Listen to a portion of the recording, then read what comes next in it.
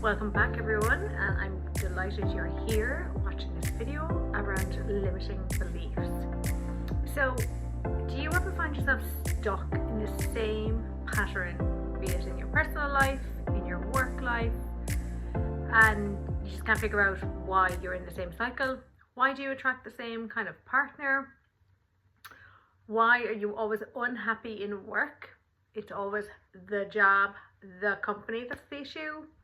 You can't stick to a diet, can't stick to an exercise routine. Have you ever found yourself in this vicious cycle and you just want to get off it, but you just don't know how? Well, today I'm going to talk to you about limiting beliefs and how they are literally keeping you in prison, yourself, and the good news is you have the key to unlock it. So when we look at limiting beliefs, I'm getting straight into this video, there's no messing around. When you look at limiting beliefs, a lot of the time we would, and I hear clients say it all the time, oh, it's just me, that's how I am, that's who I am.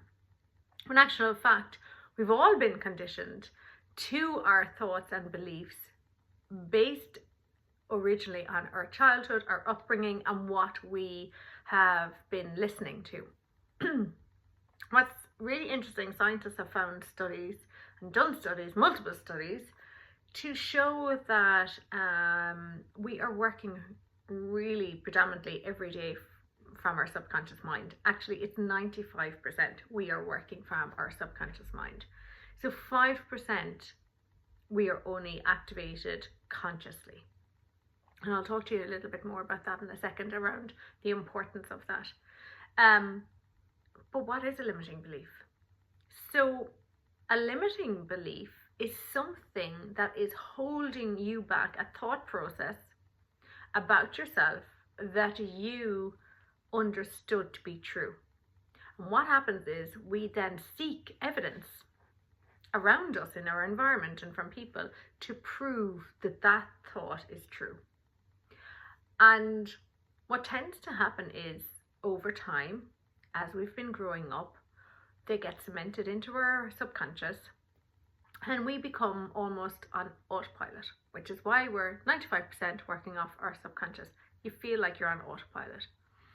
A good way to understand this is if you ever get in your car and say you're going to work or you're doing the school run, and you get in the car and you're doing another task or you're talking to someone and you arrive at your destination, but you don't remember the drive there because you've automatically, your subconscious knew to take the left, to take the right, So you were basically on autopilot and you got there to your destination.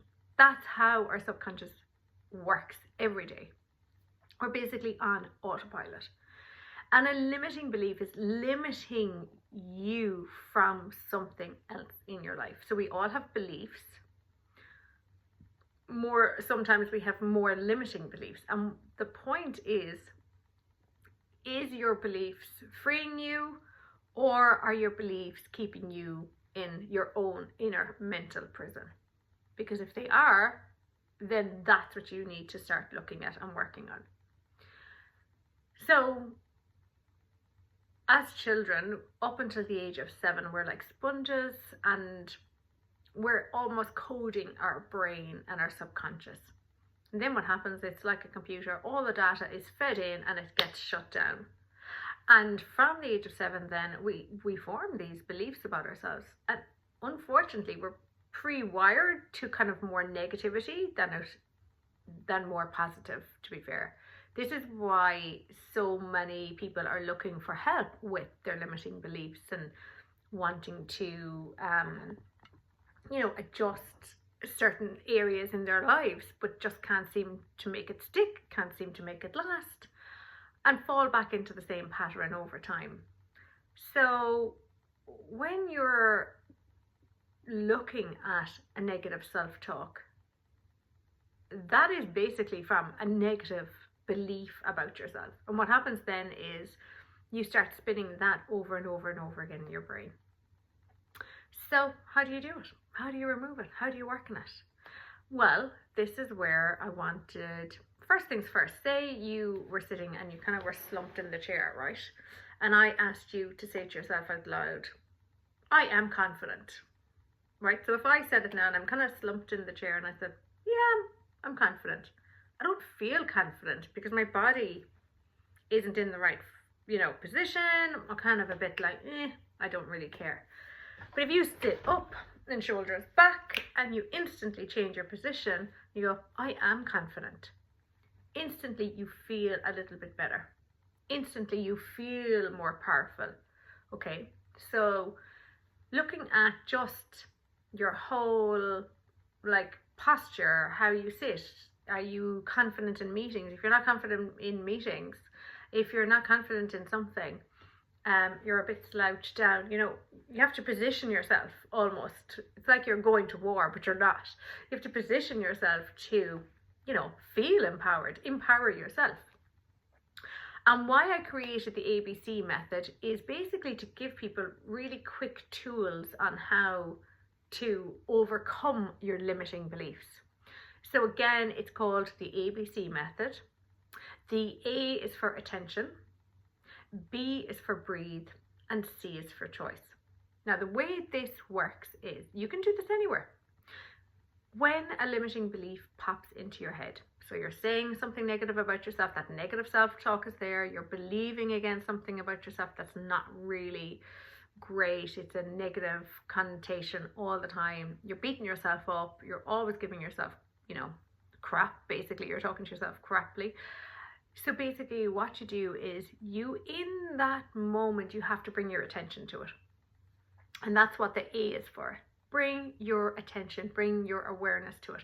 So what you're doing in that moment is you're moving from the unconscious part of your subconscious, right? So you're moving from your autopilot, from that 95%, and you're moving into your conscious. You're being conscious. So you're moving into 5% of your conscious activity in your brain.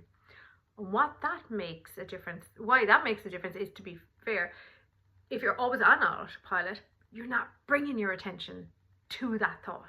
And the only way to change that limiting belief and that limiting negative self-talk is by bringing your awareness, attention to it, and then you change the thought and the pattern. So A is for attention. Bring your attention to that thought. Now next, what I want you to do is breathe.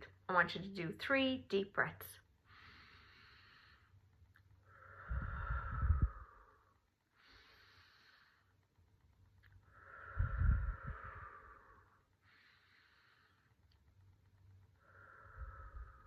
Now what you're doing there is you are telling your nervous system, this is the neuroscience piece, you're not under threat. I'm okay. What that does is it regulates your system, and it brings you from your sympathetic system, which is your red and amber zones, into your parasympathetic system, which is your green zone, where you can think clearly. And when you're doing that breathing, it just gives you an opportunity, a little window to go, hang on a second, you're moving from your unconscious to your conscious. And then the C is for choice. In that moment then, it has to be in that moment, you make a choice, I'm not going to believe that thought anymore. That's actually not true. If you even ask yourself to look for the evidence to prove that that is true, a lot of the time you can't, because it's not true. It's a false belief. It's a false narrative that you have created about yourself. So look for the evidence. You won't be able to find it. I guarantee you. It's actually not true. It's just a made up story in your head. And a lot of these situations that we find ourselves in and thoughts about ourselves are actually not really true. They have just been from something that someone said years ago, and you have formed that belief about yourself. And then you go in a vicious cycle of looking for evidence in the world to prove that. But it's not true. So ask yourself, in that moment, the C is you have a different choice to make. You can choose a different thought. And when you start to do this over and over and over again, that's where your new neural pathways will be created. And then they get fired together. And then they become your new neural pathway. They become your go-to thought. So when that limiting thought will pop into your head in the future, you within 30 seconds can literally change that. And you go, oh, I don't do that anymore. That's not me. That's actually not true. I've actually looked for the evidence and that's not true. So I am now going to choose a different thought. And it's not about being all macho and ego boosting and cocky and I'm so amazing. It's not that at all. It's about building your own self-worth up without the ego. Remember last week I talked about the ego and how it has a part to play? Take the ego out and just actually start to go, yeah, that's really not true. And I am constantly beating myself up about it. So say you're trying to do a diet or say you're trying to start running. Like, and I struggled with running for so long and I have to get back into it again. Which I will, totally, it's fine. I don't have any more that belief and limiting belief that I'm not really good at it, that I can't do it. I've proven over and over time, over many trials and errors and attempts and failed and got on a good spin and stopped and all that, that I'm now going, no, I actually can run. I know I can do it. And I've done it way harder before where I've had very long breaks and I've got back into it. So now when I go, oh God, I haven't ran in ages or I haven't ran for ages, I now go, that's okay. That was circumstantial to the environment and the time and whatever else was going on. Fine, I can get back running. I can get back running today if I wanted to. It's not limiting me anymore. That limiting thought about me not being, I don't like exercise, I'm not great at it, I'm not good at it. Trust me, that sure as hell came up when I was doing my King of Greystones and my triathlon last year. All throughout the training, every time I was last at everything. And my narrative would have been, I'm not good at this, I'm not really great at this, oh, I'm so bad, I'm so slow, why am I the last at everything? Everyone is so much fitter, everyone is so much more faster than me, which they were. Like, I was last in the swimming and the bike and the cycle and the run and everything. And what I found myself doing in the moment was, instead of saying, you know, when you're running and you're like, I can't run anymore, I'm so tired, I can't run anymore. What happens is I've changed because I've gone, hang on, I am running. I am running. I am cycling. I am swimming. It's hard, but I'm doing it. And actually, that has really helped me. So in the moment, again, I was, because I've pre-wired myself at this stage to use the ABC method, that I was doing it unconsciously. I was just doing it without really becoming too conscious of it. I was like, oh, there's that thought. Okay, this is what I do. So this is the framework for you to unlock your inner prison and stop, you know, beating yourself up all the time about my limiting beliefs. I'm not good at this. I'm not good at that. Da, da, da, da, da. It's a vicious cycle. So give yourself a break. Do your ABC method. This is like, you can do this on the way to work. You can do it when you're doing the laundry. The whole point of this for me is that it becomes natural in your day. It becomes easy to integrate it into your day without having to, as I said in the last one, becoming a monk and finding yourself up a mountain for 6 months. Because who, in all fairness, has time to do that? We don't. There's a mountain of laundry and we'll certainly find ourselves in the mountain of laundry, but this is what I'm saying. This is the point of it. It has to be something that we can easily replicate and easily integrate into our day. So ABC, attention, breathe, conscious. Make a conscious choice. Make that choice. Move out of your 95% from your subconscious and into your 5% in your conscious. And what if you just did that once a day, twice a day? What difference would that start to make to your life? Trust me, it makes a huge difference. I have been practicing this and developing this and learning and using it myself every day. And I'm still learning. Doesn't mean that I'm perfect. I still have limiting beliefs. I still have that negative self-talk. But I can manage it a bit better, and it doesn't hold me back. It's like me doing this YouTube video. It doesn't hold me back anymore. I'm like, yeah, you know what? There's going to be certain people who love it. There's going to be people who don't. That's fine. If people are getting value, even the people who don't like it are getting something from it, that's a win. It's not about me. It's about you. So try it. see how you get on. If you want, go back and watch my other video where I talked about, you know, the ABC method in more detail and a little bit more about me and my story. And I look forward to seeing you next week. Okay, bye for now.